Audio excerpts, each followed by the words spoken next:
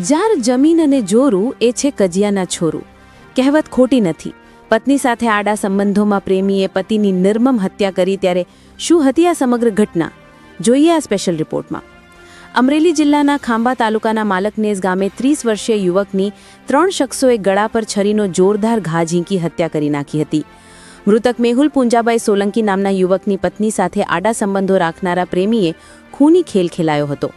મૃતક યુવાનના શરીર પર છરીની ઈજાના 10 જેટલા ઘા મારી નિર્મમ હત્યા નિપજાવવામાં આવી હતી, જેના 3 હત્યારાઓને પોલીસે ગણતરીની કલાકોમાં ઝડપી પાડ્યા હતા.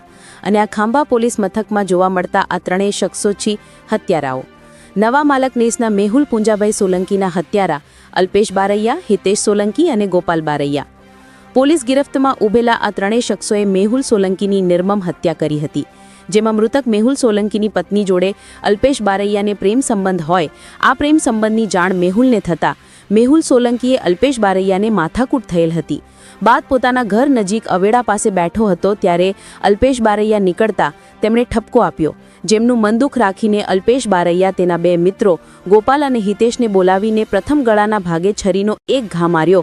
બાદ 10 જેટલા છરીના ઘા મારીને મેહુલ સોલંકીની હત્યા કરી નાખી હતી ને ત્યાંથી હત્યારાઓ નાસી છૂટ્યા હતા. મૃતકને રાજુલા પીએમ અર્થે ખસેડીને હત્યારા સામે પોલીસે હત્યાનો ગુનો નોંધીને ધરપકડ કરી હતી. રિપોર્ટર સંજય વાઘેલા, અમરેલી.